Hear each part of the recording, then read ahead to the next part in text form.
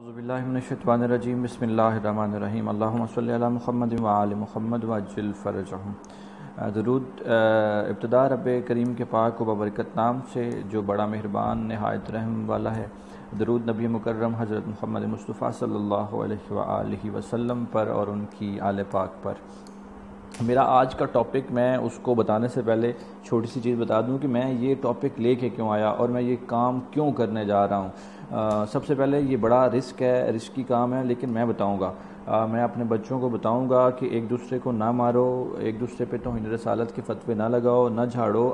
اصل توہین رسالت کرنے والا ہے کون، میں وہ بتاؤں گا۔ میں سب سے پہلے بتا دوں کہ پچھلے 70-72 سالوں میں جو کچھ ہمارے ساتھ ہوا، یعنی فقہ جعفریہ اہل تشیع حضرات کے ساتھ ہوا، اب ہم مجبور ہیں۔ اب ہم پہ توہین صحابہ کبھی تھوپی گئی، کبھی توہین امہات المومنین کو تھوپا گیا، کبھی توہین رسالت کو تھوپے ہماری گردنیں، ہمارے سر اتارے گئے، ہم سے کبھی سوال نہیں ہوا، ہم سے کبھی ہمیشہ ہم سے سوال ہوا، کبھی ہمیں کسی سے سوال کرنے کا موقع نہیں دیا گیا، لیکن ہم نے ہر سوال کا جواب دیا، اس کے بدلے میں ہمیں مارا گیا۔ اب ہم بچوں کو بتائیں گے کہ ان ملاؤں کے فتووں میں نہ آئیں۔ سب سے پہلے توہین کرتا کون ہے میں وہ بتا دوں آپ کو۔ وہ میں اب آنے والی اپنی ساری ویڈیوز میں کسی کی دل آزاری نہیں کر رہا، میں کسی کو کچھ نہیں کہہ رہا، میں صرف اور صرف بتا رہا ہوں۔ اور اگر میں جھوٹا ہوا، اگر میں نے اپنے پاس سے کچھ گھڑا تو میں اس کا بالکل ذمہ دار ہوں۔ میں بالکل، اب میرے دوست، میرے بھائی، میرے بچے اگر کہیں کہ آپ نے جھوٹ بولا اور ایسا کچھ نہیں تھا تو پھر مجھ پہ غصہ کریں، ناراض ہوں، کچھ بھی ہوں، لیکن کم از کم اپنی کتابوں میں پڑھ ضرور لیں۔ اور میں کسی ایسی کتاب کا ریفرنس نہیں دوں گا جس کو کل کو کہا جائے کہ یہ تو مطلب وہ اس لیول کی کتاب نہیں ہے جس لیول کا آپ نے یہ ویڈیو کلپ بنا دیا۔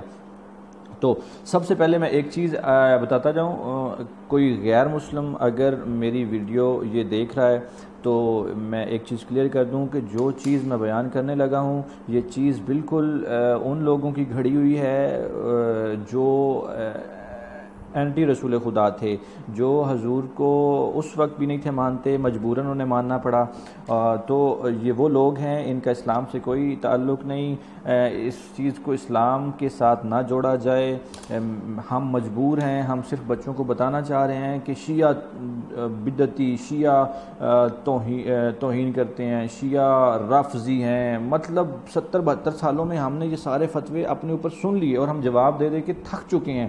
اب ہم صرف مجبور ہیں یہ بتانے کے لیے، اور میں ایک ساتھ چیلنج بھی کرتا جاؤں، اس طرح کی مطلب کسی طرح کی بھی توہین اگر شیعہ بک سے، شیعہ کتب سے کوئی صرف دکھا بھی دینا تو میں کہوں کہ میں اپنے مولویوں کے گلے پکڑ لوں۔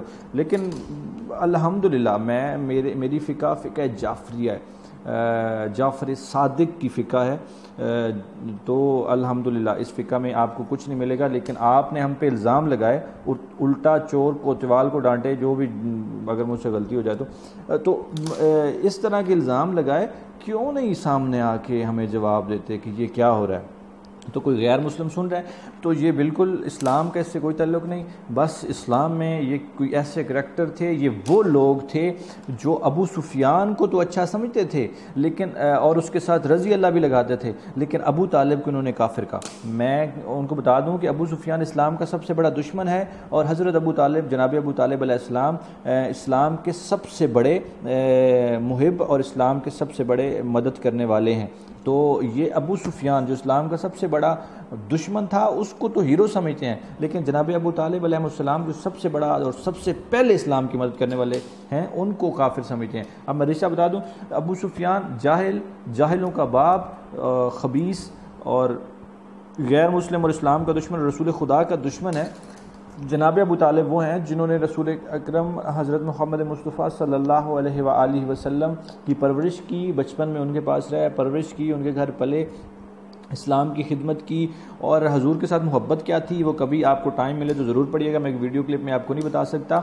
اور حضرت علی علیہ السلام کے والد محترم جناب عمران، جن کی کنیت حضرت ابو طالب ہے، ان کا ذکر کر رہا ہوں۔ ان کو کافر کہنے والے اور ابو سفیان کو رضی اللہ کہنے والوں کی گھڑی ہوئی روایت میں آپ کے سامنے پیش کرنے جا رہا ہوں، اس لیے میں غیر مسلم، نان مسلم کوئی بھائی میرا اگر سن رہا ہے یا کوئی بہن سن رہی ہے تو اس کو بتاتا چلوں، اسلام کا اس کے ساتھ کوئی تعلق نہیں۔ میں ان کا صرف شجرہ بتا دوں ابو سفیان اس کی بیوی کا میں نام نہیں لوں گا، میں صرف اتنا بتا دوں کہ ذوات العوام یعنی جھنڈے دار عورتوں کی سردار تھی۔ میں اب کھلے لفظوں میں میں بتا دوں، کھلے لفظوں میں جھنڈے دار عورتوں کہتے ہیں زنا کی سب سے بڑی، میں اب بڑے بیٹے بیٹیاں سن رہے ہو کہ میں اس طرح کا لفظ اب آگے استعمال نہیں کرنا چاہتا، لیکن عرب میں جھنڈے دار عورتوں کے نام سے، ذوات العوام کے نام سے یہ عورت مشہور تھی۔ یہ وہی عورت ہے جس نے حضرت حمزہ حضور کے چچا کا کلیجہ چبایا تھا،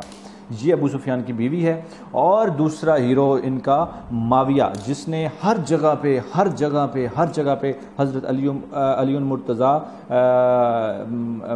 کی مخالفت کی، ان کے ساتھ جنگیں لڑی، اور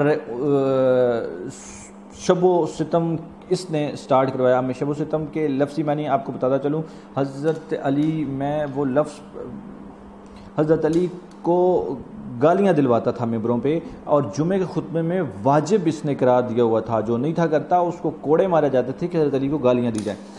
تو یہ ہے اس عورت کا اور اس ابو سفیان کا بیٹا معاویہ۔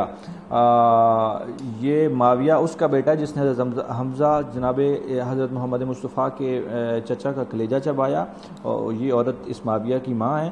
اور ابو سفیان جو اسلام کا سب سے بڑا دشمن اور رسول خدا کو اذیت دینے والا، یہ اس کا باپ ہے۔ اب تیسری ان کی ہیرو کا نام بھی بتا دوں، وہ ہے جی یزید ابن معاویہ۔ یہ وہی یزید ہے جس نے کربلا میں نواس رسول کو ذبح کروایا اور بے گور و کفن چھوڑ دیا، اور اہل بیت کی جو خواتین تھیں ان کو بے پردہ 36 شہروں میں گھمایا۔ یہ چھوٹی سی ایک ان کی ہسٹری تھی جن کی گھڑی ہوئی یہ حدیث ہے۔ اب بڑے غور سے سنیے گا، میں ایک ایسی کتاب کا حوالہ دوں گا، میں جب بھی ریفرنس دوں گا میں اس کتاب کا دوں گا جس کا کوئی جھٹلا نہیں سکے گا۔ کتاب ہے جی صحیح بخاری شریف، جلد اس کی اول ہے جی، اور ترجمہ کیا ہے جی حضرت مولانا محمد داؤد راز نے، ٹھیک ہے جی۔ مرکز اہل حدیث ہند نے اس کو چھاپا ہے جی، اور صفحہ نمبر، میں جس کی یہ بات کر رہا ہوں، صفحہ نمبر ہے جی اس کا 440۔ روایت جنہوں نے نقل کیا ہے وہ جی عمر بن دینار ہیں، انہوں نے جابر بن عبداللہ انصاری سے سنا ہے جی، ٹھیک ہے۔ میں یہ آپ کو بتاتا چلوں، اب روایت کون سی ہے سن لیں ذرا، اور دل تھام کے سنیے گا۔ توہین رسالت، میں نے ایک پہلے بھی حضور کی بیٹیوں والا کلپ چڑھایا ہے، اب دوسرا کلپ یہ سن لیں، توہین رسالت کون کرتا ہے۔ یہ جی عمر بن دینار نے جابر بن عبداللہ انصاری سے سنا کہ قریش میں کے لوگ جب کعبہ کے لیے پتھر اکٹھے کر رہے تھے تو حضور نبی مکرم بھی ان میں لگے ہوئے تھے۔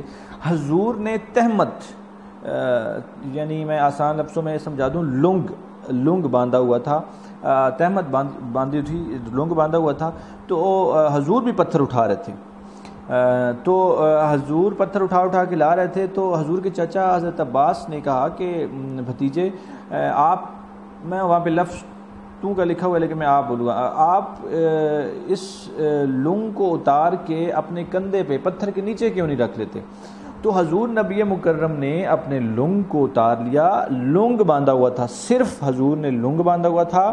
یہ کتاب میں نہ ہوں، میں مجرم ہوں، میں پورا لفظ بلفظ پڑھ رہا ہوں۔ لنگ باندھا ہوا تھا، حضور کے چچا نے کہا آپ لنگ اتار کے پتھر کے نیچے کیوں نہیں رکھ لیتے؟ حضور نے وہ لنگ اتارا اور اپنے پتھر کے نیچے رکھ لیا۔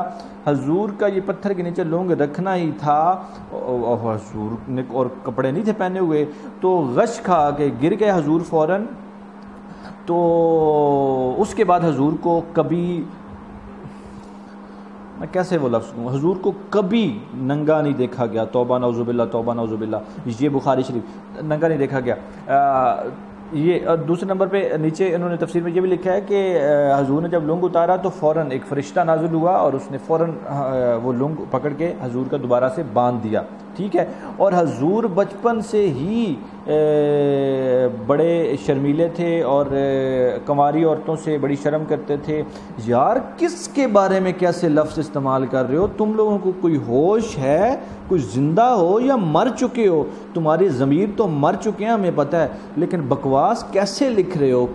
کس طرح کے بکواس کر رہے ہو؟ کس ہستی کے بارے میں کر رہے ہو؟ ابھی بھی توہین رسالت ہم کرتے ہیں، ابھی بھی تم لوگ اس چیز پہ ڈٹے ہوئے ہو کہ جو توہین کرے گا اس کا گلا تم کاٹو گے. کبھی تم کسی کا گلا کاٹ رہے ہو، کبھی تم کسی کا گلا کاٹ رہے ہو. کون سے اسلام میں یہ لکھا ہوا ہے کہ تم لوگوں کے گلے اتارو؟ ٹھیک ہے تم نے کاٹ دیا، گلا کم از کم وہ تو کاٹے. حضرت عمر رضی اللہ تعالی عنہ کے دور میں حضرت عمر کے بیٹے نے شراب پی لی تو خلیفہ وقت نے حکم دیا کہ اسے کوڑے مارے جائیں. جب ثابت ہو گیا تو ان کے بیٹے نے کہا کہ میں کوڑے کھانے کے لیے تیار ہوں، لیکن کوڑے مجھے وہ مارے جس نے زندگی میں پہلے کبھی شراب نہ پی ہو. تو حضرت عمر نے کوڑے نہیں تھے مارے، کیونکہ مسلمان جب وہ مسلمان نہیں ہوئے تھے تب وہ شراب پی رہے تھے، وہ مسلمان نہیں تھے ہوئے، تو انہوں نے کوڑے نہیں مارے. کم از کم اتنی شرم تو کر لو کہ جنہوں نے توہین رسالت اپنی کتابوں میں لکھی ہوئی ہے وہ لوگوں کے گلے تو نہ اتاریں. حضرت عمر کی اس سنت پہ عمل کر لو اور لوگوں کے گلے نہ اتارو. کم از کم گلے ان کو اتارنے دو جنہوں نے کبھی توہین رسالت کی نہیں ہے. تم لوگ تو توہین رسالت کی حدیں ہی عبور کر چکے ہو اور ساتھ توہین رسالت کی سزائیں بھی تم ہی دیتے پھر رہے ہو. کمال کر رہے ہو، کمال کی گستاخیاں کر رہے ہو تم لوگ. میں حوالہ دوبارہ سے دہرا دوں جی، حوالہ صحیح بخاری جلد اول، ترجمہ جی حضرت مولانا محمد داؤد راز کا ہے، اور یہ مرکز ہے اہل حدیث ہند سے چھپا ہوا ہے، اور صفحہ نمبر اس کا 440 ہے. کسی کو شک ہو تو نکال کے پڑھ لے. اس واقعے میں کوئی رد و بدل یا آگے پیچھے کوئی چیز ملے، بخاری یہ جو انگلش کا ترجمہ اس کا ہے اس میں بھی یہی ہے، اس میں غالباً حدیث کا نمبر 364 ہے، تو آپ کو سیم ملے گا. دعاؤں میں یاد رکھیے گا، چینل سبسکرائب کر لیں. جتنے لوگ ویڈیوز دیکھتے ہیں کم از کم وہ تو کر لیا کریں، اور کسی سوال ضرور کیجیے گا. اور اب میرا مشن یہی ہے کہ مار تو تم رہے ہو، مر تو میں نے ایک دن جانا ہے، تو کم از کم میں اپنے بچوں کو بتا کے جاؤں کہ توہین رسالت اصل میں توہین رسالت کا مرتکب ہوا کون، اور الزام کن پہ لگائے جا رہے ہیں، اور کن پہ الزام لگا کے تم لوگ کن کو مار رہے ہو. اللہ نے کے بعد